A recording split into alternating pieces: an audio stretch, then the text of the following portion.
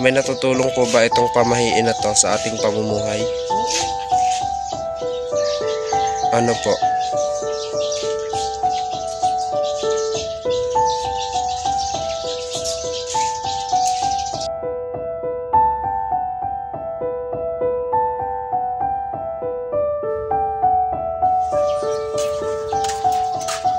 Ang pamahiin. Ang pamahiin ay isang kultura o paniniwala ng mga tao. Halina't ating tuklasin ang iba't ibang paniniwala ng mga tao. Hindi naman dalawang uso na rin, hindi makaalis. Kayo po ba ay naniniwala sa pamahiin? Malaki po ba ang naitutulong nito sa inyong pamumuhay? Malaki.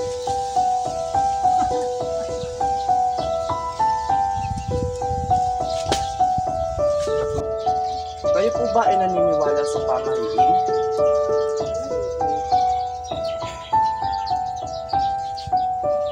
Ito po ba ay nakakatulong sa inyong pamumuhay? Si Nanay Bebe ay naniniwala sa pamahiin. Paano po? Ito ay sinusunod at ginagawa.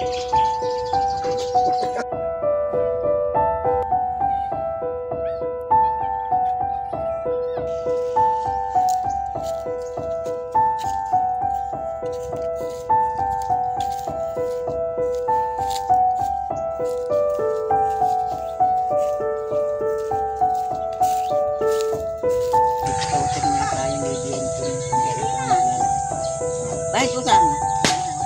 Pag kami utang bayad, ganun bayad. Para makautang ulit. Ano po yung pamahiin?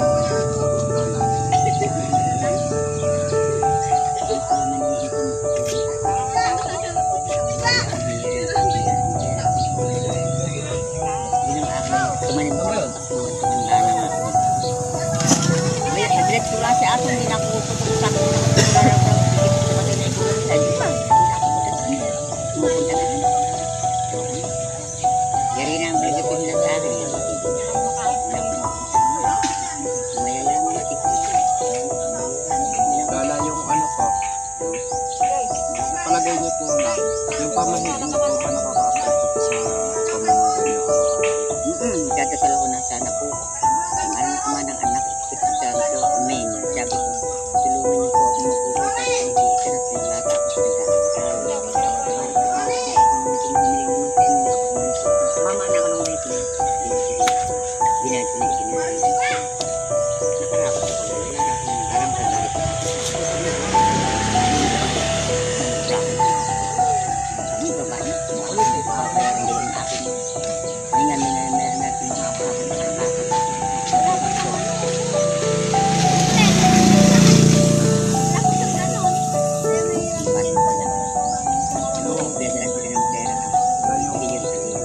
Yung pamahiin po ba na yung ano, nakaka-apekto po sa, di ba po yung pamahiin po noon, nadadala pa po ba hanggang ngayon sa makabago pa? nagagana ko rin sa binisunan yung tao man yung hindi naman yung sila kahit na sinasabay ko na ng pininit ang dalawang bata bibigyan sabi ko ako pero maganda Ilagay lang natin. pero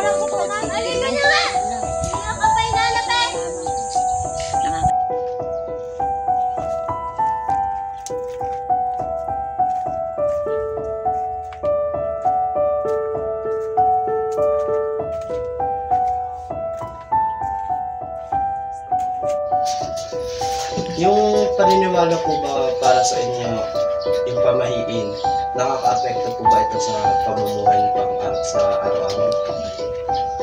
Hindi po. Pero naniniwala po kayo sa pamahiin? Ano-ano po yung pamahiin na pinaniniwalaan niyo?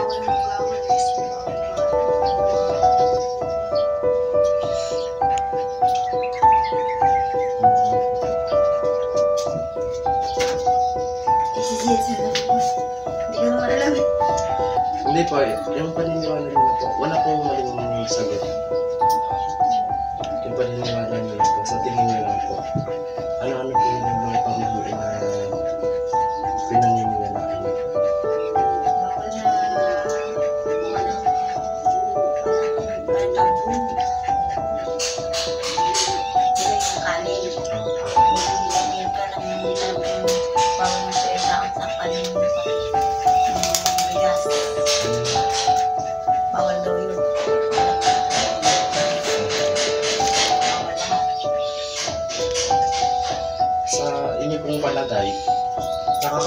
po ba yung pagsunod natin sa pamahiin sa pang-araw-araw natin pamumuhay? Hindi po. Sa inyo naman pong palagay, yung pamahiin po ba na ilalagay pa po natin sa makabagong panahon o nagagamit pa po natin sa kasalukuyan yung pamahiin? Siyempre, mga ginagamit. Nagagamit pa. Lahat ng mga ginagamit. Marami po bang magiging makatuturan po ba to pag sinunod po natin?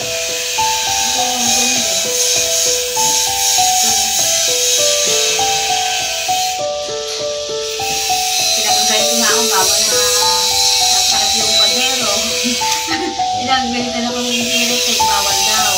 Lahat ng pinagagayat bawal daw. Lahat na bawal yung takot ng bigas bawal. Bawal takot ng bigas. Masama daw yun.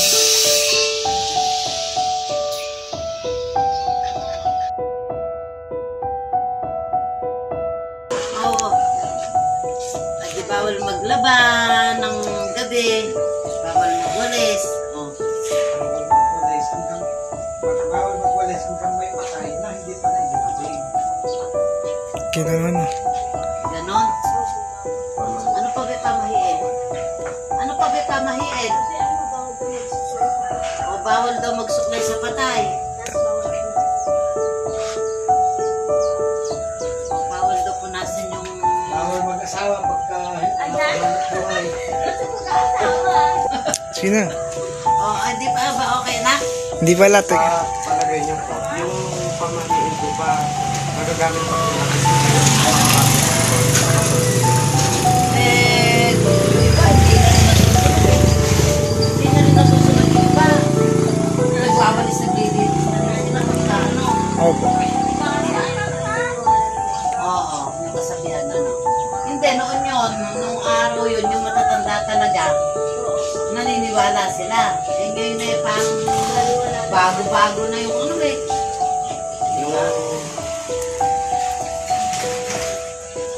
yung pamahiin po ba na pag sinunod po natin yung nakapulong ng effect po sa pamahiin? Ay, hindi ko sure din. Ano, dahil para bang hindi na rin siya, ano, Hindi masyado siyang sinusunod. Katulad ng araw. Katulad ng araw kasi iba na tayo ngayon. bagay bago na tayo ngayon eh. High-tech na. Eh, lahat ng gamit natin ngayon eh, ano na rin eh. Ito po bang paniniwala na ito na-i-apply pa po natin Siguro na ako sa klase, meron kasi matatanda sa ngayon. Kaya naniniwala pa sila sa pamahiin ng tao. Pero ngayon, yung bang mga bagong sibol, mga Hindi na. Opo. Okay.